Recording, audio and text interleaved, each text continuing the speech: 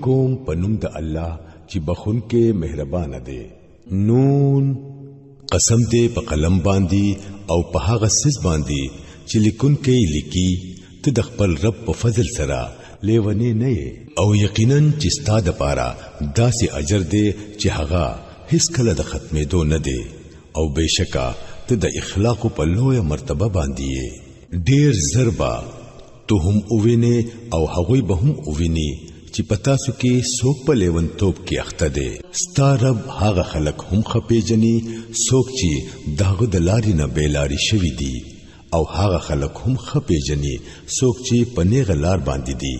پس ته د دې دروغ غړونکو خلکو په دباو کې هرگز مرزا دوی غواړي چې تو سنرمي وکړي نو دوی به هم نرمي وکړي. هرگز م دباويګا د یو داسې سړینا چې ډېر قسمونه خورونکې بے عزت سړی دی.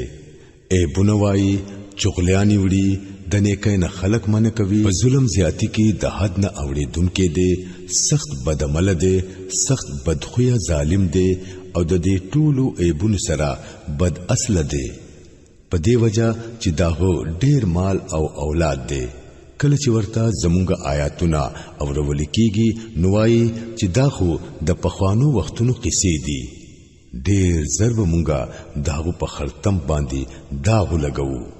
مونږه دوی یعنی د مکه خلک هغه سي په ازمیخت کې اچولې دي لکه څنګه چې مونږه د یو باغ مالکان په ازمیخت کې اچولې وو. کله چې هغوی قسم وخړو چې سحر وختي به ضرور د خپل باغ میوه راشو کوي او هیڅ استثناء نه کولا. د شپې هغوی ودو پراتو چې ستا د رب د طرف نه یو بلا په هغه باغ باندې وګرځیدا او هغه داسې کړو لکه ریبلې شوی فصل. سحر وختي هغوی یو بلتا आवाज وکړو چې کو میوه راشو کوي نو وختي وختي خپل فصل تراوزا. نو هغوی روان شو او پخپلو کې یو بلتا پټ پټ ویل چې نن یو مسکین تاسو له باغ ته در نشي. هغوی د سنور کولو فیصله وکړه او سحر وختي په منډه منډه حالت داسې لاړل لکه چې هغوی په میوه شو کولو باندې قادر دي. خو چې کله باغ ته وکتل نو وی ویل زمونږ نه لاره هېره شوې ده نه بلکې مونږه محروم پاتې شو. په هغوی کې چې کم سړی د ټولو نه بهتر وو هغه وویل ما تاسو ته نو ویلي چې تاسو تسبیح ولی نه وای. هغوی چغې کړې پاک دې زمونږ رب واقعي مونږه ګناهګار وو. بیا په هغوی کې هر یو بل ملامت کول شروع کړل. په اخر کې هغوی وویل افسوس زمونږ په حال باندې بهشکه مونږ سرکشه شوي وو. لری نه ده چې زمونږ رب مونږ لا په بدله کې د دینه بهتره باغ راکړي. مونږ خپل رب ته رجوع کوو.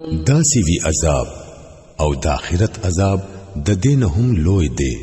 افسوس چې د خلکو ته دا معلوم وي. یقینا چې د متقیانو خلکو د پاره د هغوی د رب سره د نعمتونو نه ډک جنتونه دي. آیا مونږه د فرمانبردارو حال د مجرمانو پشان کړو؟ دا پتا څه شوي دي؟ دا تاسو څنګه حکم کوئ؟ آیا ستاسو سره څه کتاب شته چې په هغه کې تاسو دال ولې چې ستاسو د پاره هلته ضرور هم هغه سدي کم چې تاسو د خپل ځان د پاره خوښوي؟ یا تاسو زمونږ نه د قیامت د ورځې پوري سواده غستلی ده چې تاسو ته به هم هغه سو میلاویږي د سچي تاسو حکم وکړي؟ د دوی نه تاسو کړه په تاسو کې څوک د دې ذمہوار دی یا بیا د دوی جوړ کړي شریکان دي چې د دې ذمہ اغستلی ده؟ که دا خبره وي نو را دی ولی خپل شریکان کو دوی رښتینی وي. په کوم ورځ چې سخت وخت راشي او خلق د سجدې کولو د پاره راو غختلی شي نو دا خلق با سجده نشي کولای.